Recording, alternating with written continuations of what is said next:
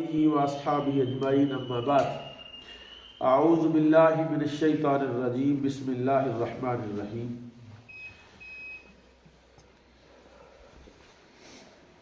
وَسَيُجَنَّبُهَا الْأَتْقَى الَّذِي يُؤْتِي مَالَهُ يَتَزَكَّى وَمَا لِأَحَدٍ عِندَهُ مِن نِّعْمَةٍ تُجْزَىٰ إِلَّا ابْتِغَاءَ وَجْهِ رَبِّهِ الْأَعْلَىٰ وَلَسَوْفَ يَرْضَىٰ صدق اللہ مولانا العظیم۔ درود پاک بآواز بلند الصلاۃ والسلام علیکہ یا رسول اللہ وعلی آلک واصحابک یا حبیب اللہ، الصلاۃ والسلام علیکہ یا رسول اللہ وعلی آلک واصحابک یا سیدی یا رحمت للعالمین۔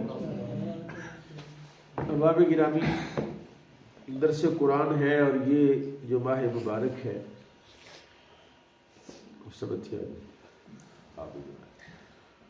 یہ ماہ مبارک جناب سیدنا صدیق اکبر رضی اللہ تعالیٰ عنہ کا یوم وصال ہے۔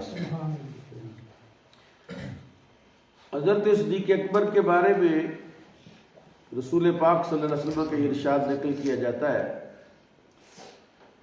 کہ حبہ و شکرہ واجب علی امتی۔ رسول پاک نے فرمایا ہے ابو بکر کی محبت اور ابو بکر کا شکر میری امت پر واجب ہے۔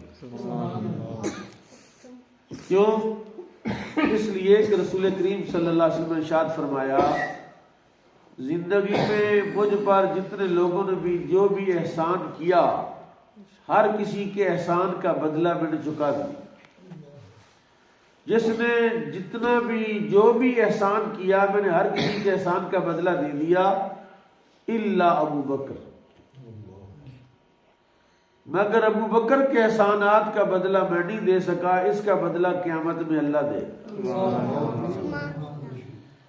اور پھر نبی کریم صلی اللہ تعالی علیہ وسلم کے محسن ہیں جناب صدیق اکبر، تو جو ہمارے نبی کا محسن ہے ہمارا بھی محسن۔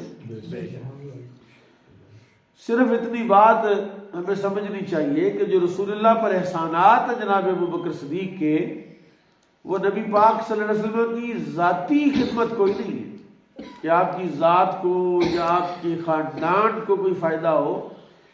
حضرت ابو بکر صدیق کی جملہ خدمات قرآن کی خدمات ہیں، اسلام کی خدمات ہیں، اور رسول اللہ نے فرمایا کہ اسلام کی خدمت یا قرآن کی خدمت بھی میری خدمت۔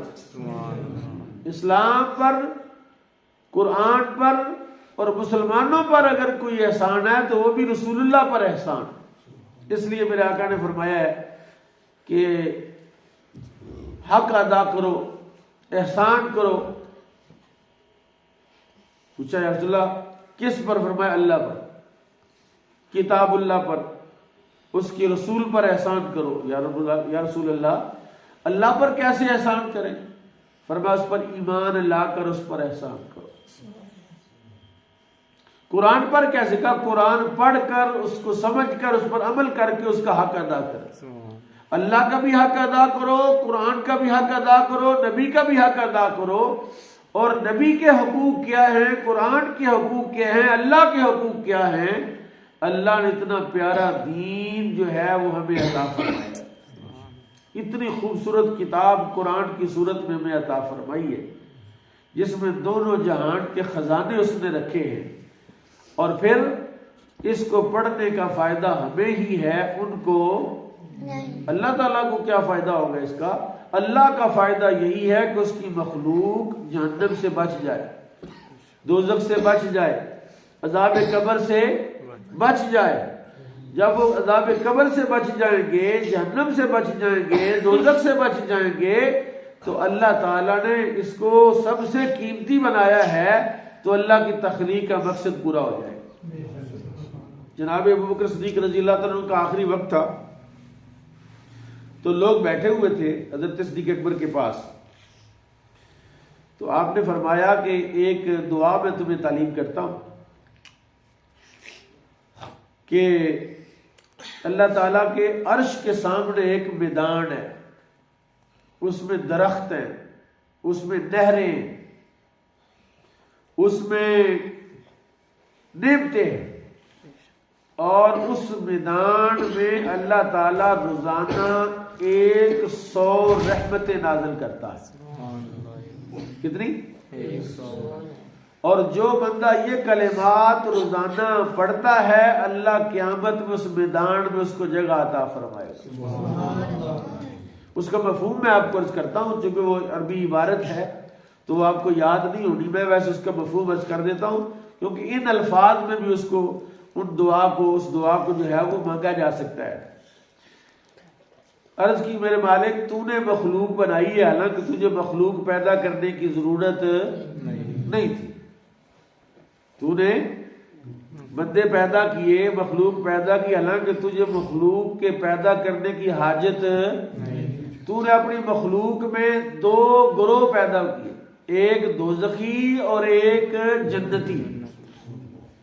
یا اللہ جو 2 گروہ پیدا کی ان میں ایک دوزخی ہے اور ایک جنتی ہے، میرے مالک تو مجھے جنتی گروہ میں داخل فرما. اور پھر فرمایا یا رب العالمین تو نے جو انسان بنائے اس میں 2 قسم کے انسان، ایک ہے شقی بدبخت اور ایک ہے سعید نیک بخت صالح. یا اللہ مجھے نیک بختوں میں شامل کر اور مجھے بد بختوں سے بچا کے رکھنا. اور عرض کی میرے مالک تو نے اپنی مخلوق میں عبادت کرنے والے پیدا کیے اور جو تیری عبادت نہیں کرتے ان کو پیدا کیا. یا اللہ مجھے اپنی مخلوق کے عبادت گزاروں میں شامل فرما اور اپنی مخلوق کے نافرمانوں میں مجھے داخل.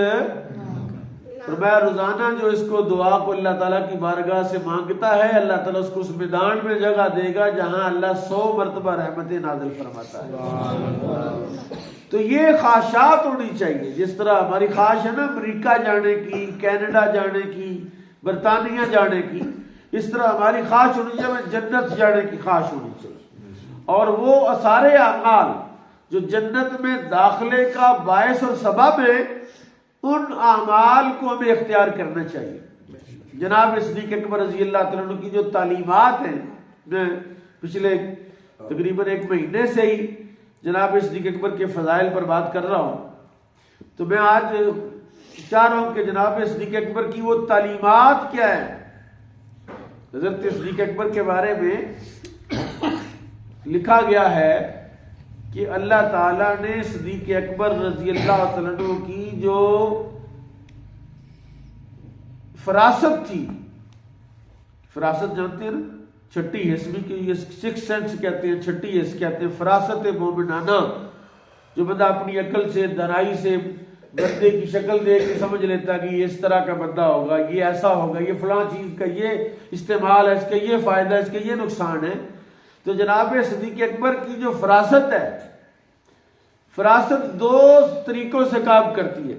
ایک تو فراست یہ ہے کہ کوئی مکاشفات کے ذریعے کہ کوئی بندہ اتنا نیک اور صالح متقی ہو جائے، اللہ تعالیٰ اس کے تقوی کی روشنی جو ہے اس کو عطا فرما دے اور اس تقوی کی روشنی میں وہ چیزوں کو سمجھ لے. یہاں گجرات میں ایک قصبہ ہے، وہاں پر علم غیب کے بارے میں مناظرہ ہونے لگا تو جھگڑا ہو گیا. انہوں نے پھر بندے کٹھے کٹھے کر کے تو انہوں نے کہا یار لڑنا نہیں، ویسے ہی بات چیت کریں. علماء جب بات کرتے ہیں، بات چیت کرتے ہیں تو سننے والوں کو فائدہ ہوتا ہے. انہوں نے کہا اچھا جی اس طرح ہے کہ سوال ہے کہ نبی پاک صلی اللہ علیہ وسلم کو غیب کا علم تھا کہ نہیں تھا. وہ جو جیوری تھی، جج تھے، انہوں نے فیصلہ کیا کہ دونوں مناظر 40 دن تہجد کی نماز پڑھیں گے اور کوئی نماز قضا نہیں ہوگی ان کی، اور ان پر نگران مقرر ہوں گے. یعنی دونوں مولویوں پر، دونوں عالموں پر، دونوں مناظر پر بندے مقرر کر دیے کہ بھی دیکھنا ہے قاری صاحب اٹھ کے تہجد پڑھتے ہیں کہ نہیں پڑھتے، یہ دیکھنا ہے کہ انہوں نے نماز ٹائم پر پڑھی ہے کہ نہیں پڑھی. سنت کے مطابق 40 دن گزارنے ہیں، پھر آ کے آپ نے مناظرہ کرنا ہے. چنانچہ وہ چلے گئے. جب 40 دن پورے ہوئے تو مناظرہ شروع ہونے سے پہلے ختم ہو گیا.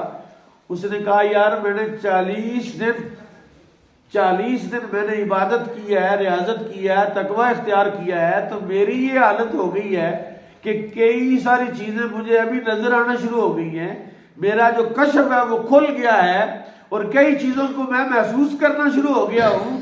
تو جب میری یہ حالت ہے تو امام الانبیاء کی کیا حالت ہوگی؟